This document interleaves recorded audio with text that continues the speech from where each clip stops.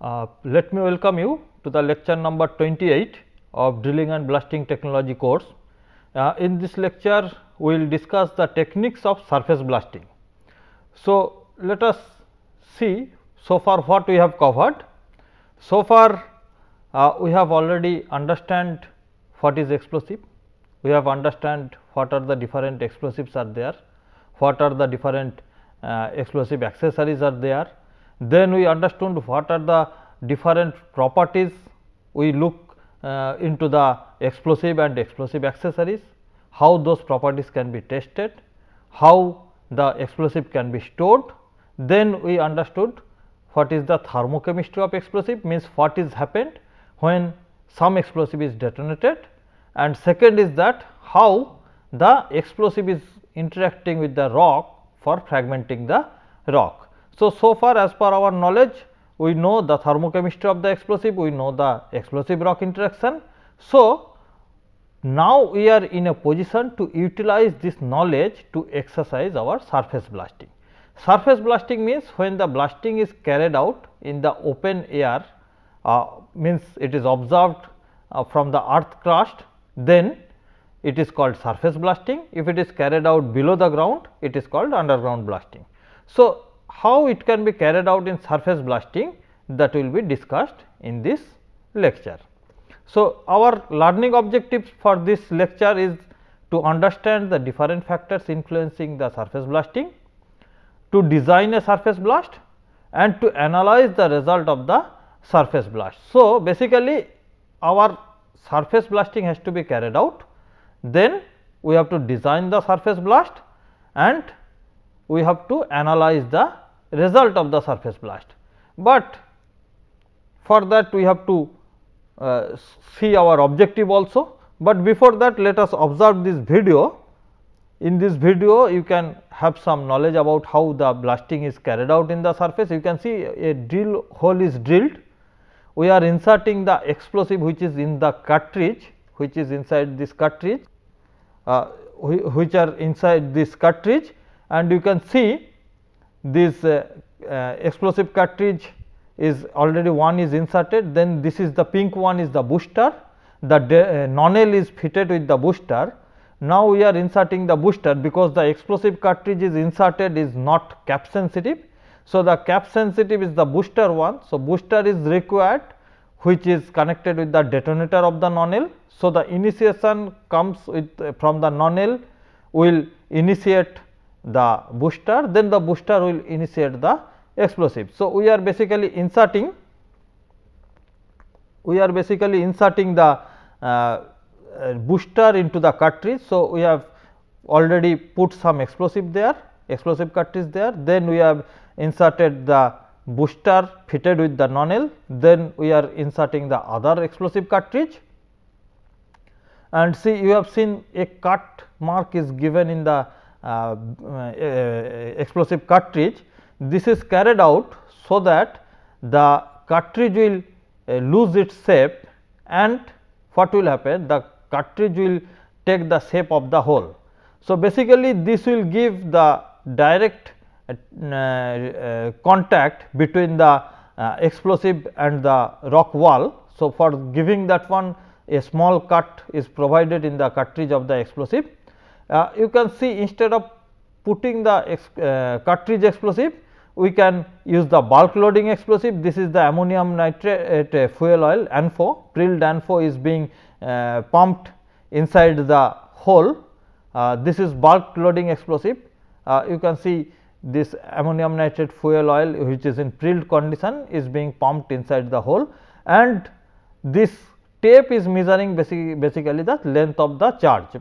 So, previously the hole length is known to us, we are trying to measure the remaining length of the after the charge length, then deducting that we are getting the charge length. So, basically by using this we are providing bulk explosive. These are the bulk explosive trucks, emulsion, slurry and ANFO. Often heavy ANFO is also used, those who are bulk loading type explosive and directly used into the holes.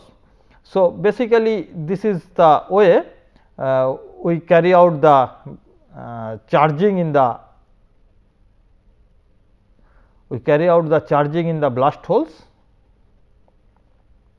and you can see this blasting is being carried out after charging, connecting those holes, the blasting is carried out.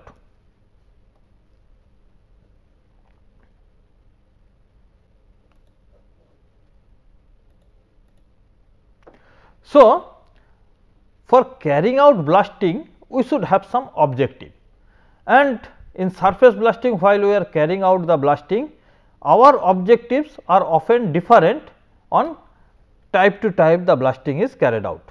You can see in this case the blasting is carried out maybe for achieving the fragmentation, that is the smaller fragmenting the rock into the smaller pieces. We can carry out the blasting for excavation of or loosening the rock.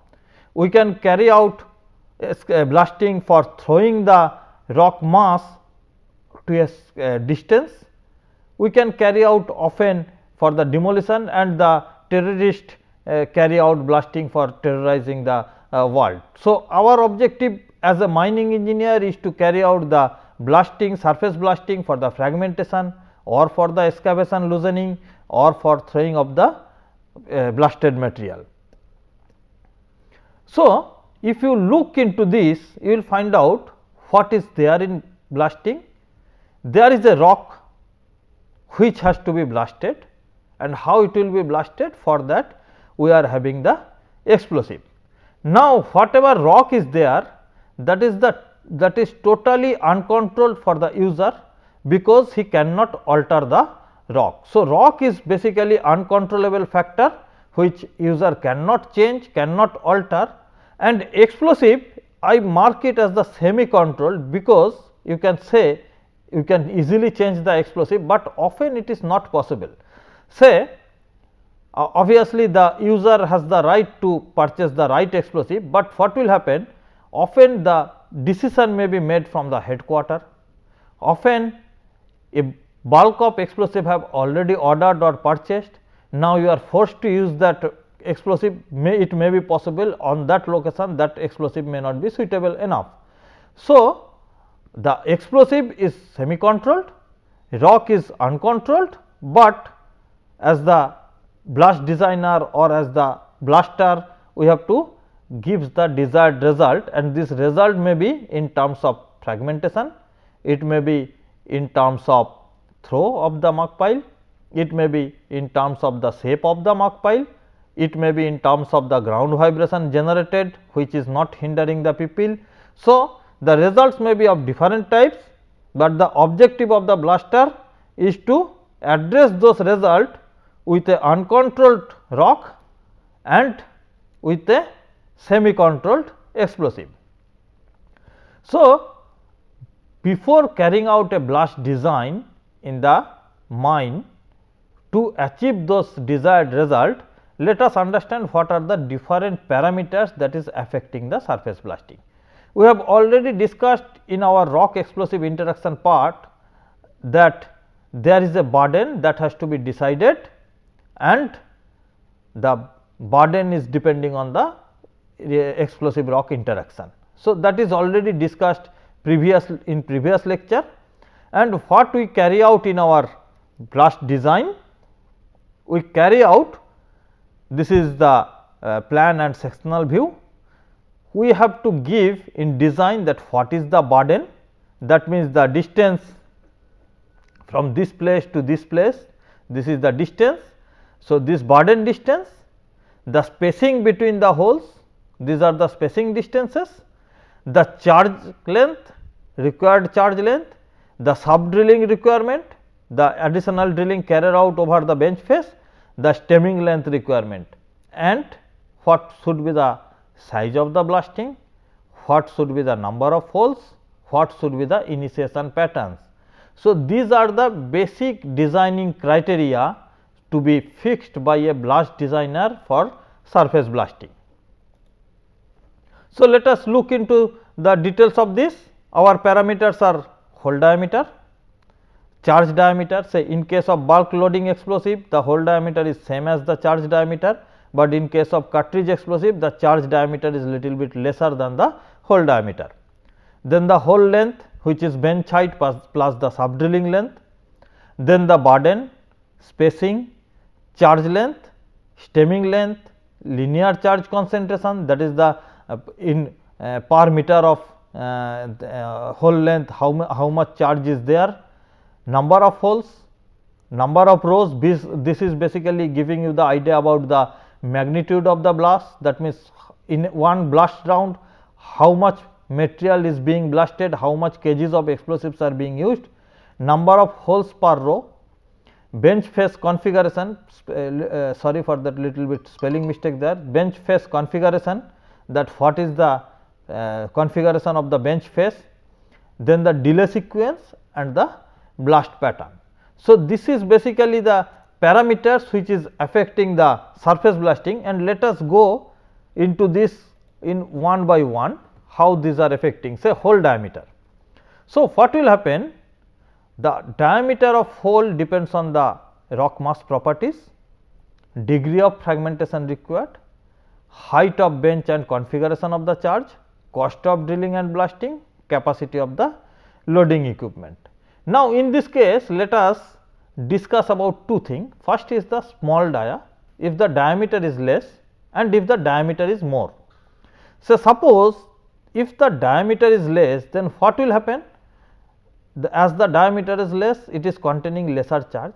As it is containing lesser charge, we have to provide more number of holes in a given space. That means, the spatial charge distribution will be better if the diameter is small, as the burden, spacing, etc., all these parameters are also less. So, that is why charge distribution is better if you are using a small dia explosive, but this will give you higher cost of drilling, higher cost of charging, higher cost of stemming, etc. But you will observe the result, fragmentation is better controlled, throw of the rock is better controlled, but in other way you cannot achieve a large production target using this, because the production per blast round is very less. Instead of this, if you are having a large dia hole, then you can have a large burden, large spacing. That means, the desired fragment size will be of a larger size, and you should have a large marking equipment which can handle those large size, but the production target can be addressed is very high. That means, for a large mines, highly productive mines, large dia blast must be carried out with larger burden and spacing, and it is also reducing the cost of drilling, because the drilling requirement is less. But as the spatial distribution of the explosive is less, poor, in that case you will not get the proper fragmentation or lower size fragmentation. Your average fragmentation size will be much higher than the small dia hole. So, that is why often we observe large dia holes for the highly productive mines, and for low productive mines we may think of the small dia holes. Next is bench height. Basically, bench height is giving us the stiffness ratio or stiffness of the bench. For a large H by B ratio, it acts as a long beam, and it is easy to break the or displace this bench, as the slenderness ratio of the bench is low. Basically, as argued, for H by B ratio must be greater than 3, then the better or optimum result may be achieved.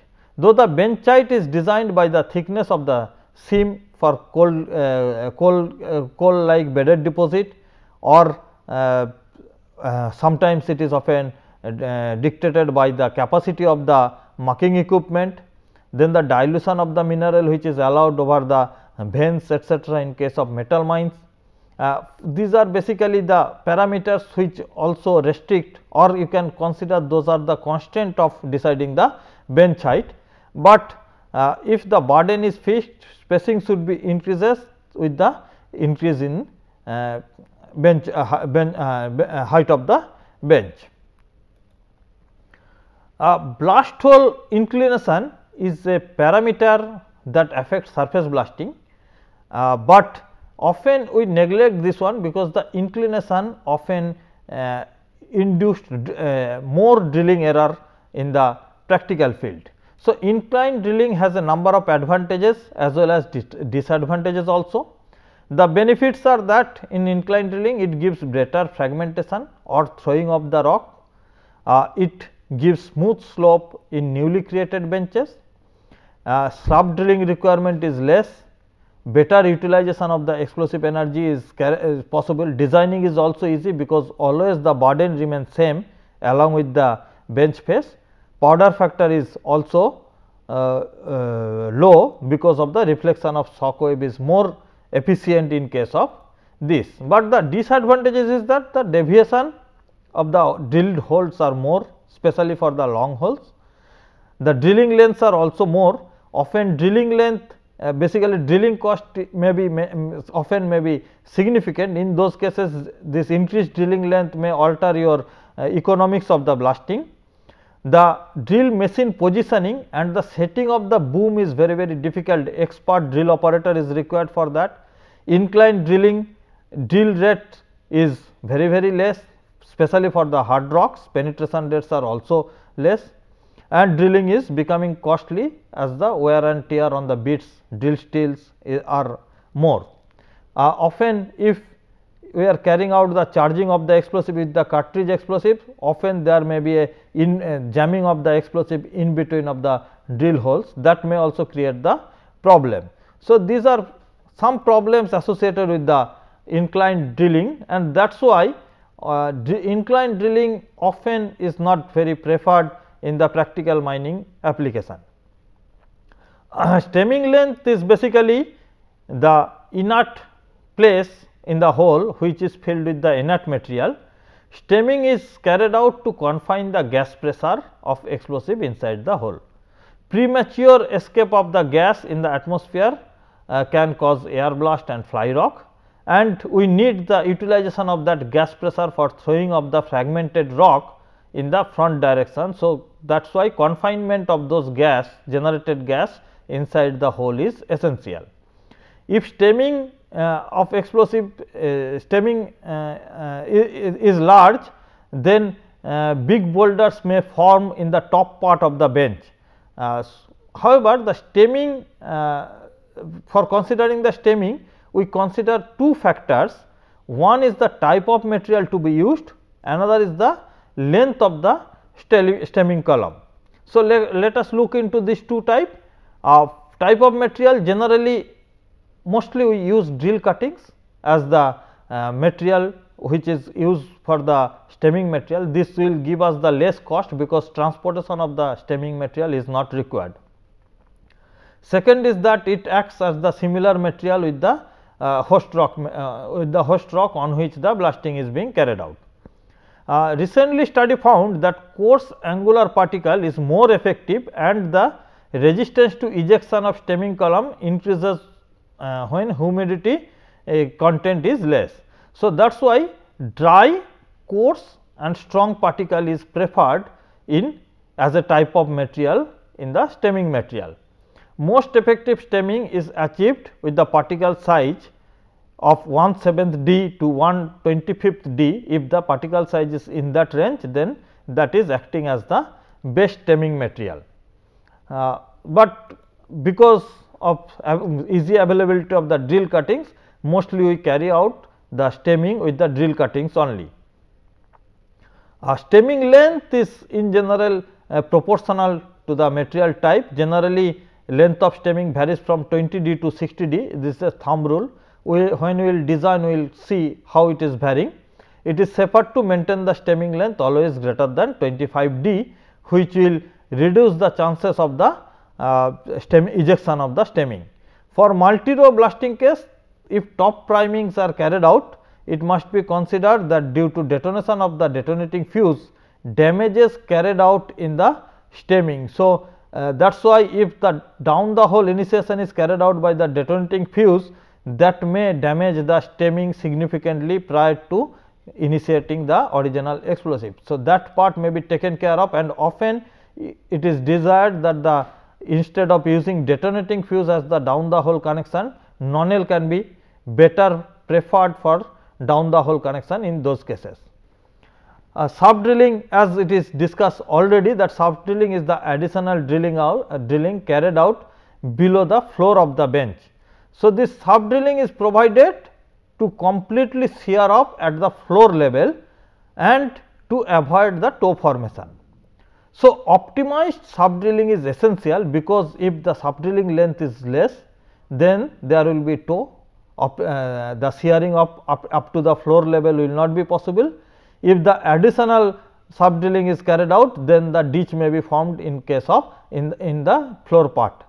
So, that is why additional sub drilling length may result into increase in drilling and blasting cost, increase in the vibration level, fracturization and fragmentation of the floor part, which may be the top part of the next bench. So, that fracturing will carried out there, then that will create the problem while the drilling is carried out for the next benches.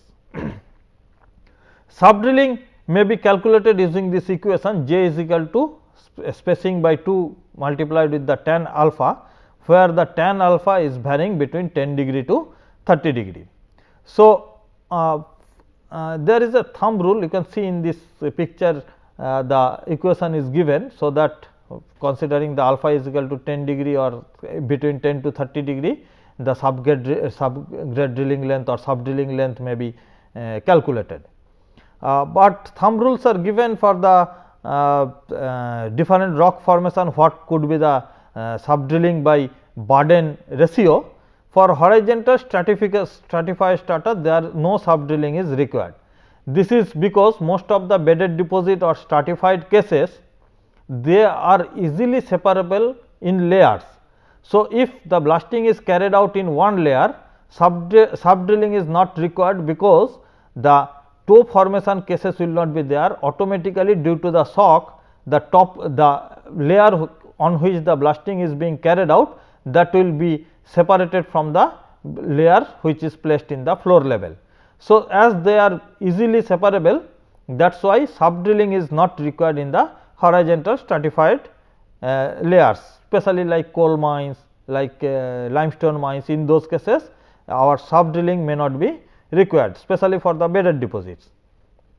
Where the rock is soft or the toe is easy, maybe a little bit fracturization allow the marking machine to mark that one or clear the floor, clear the toe if at all it is formed.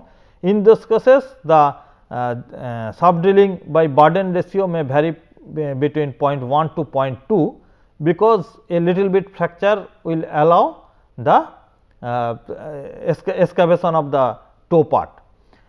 In the normal medium hard rock, it sub drilling by burden ratio may be up to 0.3, and in difficult toe or very hard rock condition, it should vary between 0.4 to 0.5. So, basically these parameters are easily fixable from these documents.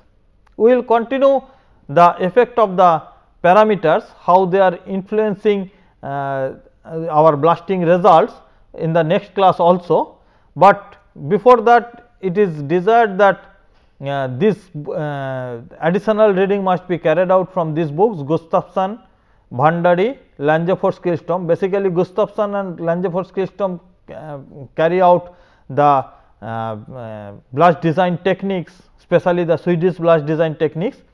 Gimeno et al. Is a very excellent book, which describe this effect of these parameters also, as well as the good blast design also criteria is given also there in Gimeno, and SME handbook is also covering all these parts. So, additional reading must be carried out from these books, and we will continue in this topic in the next class also. Thank you.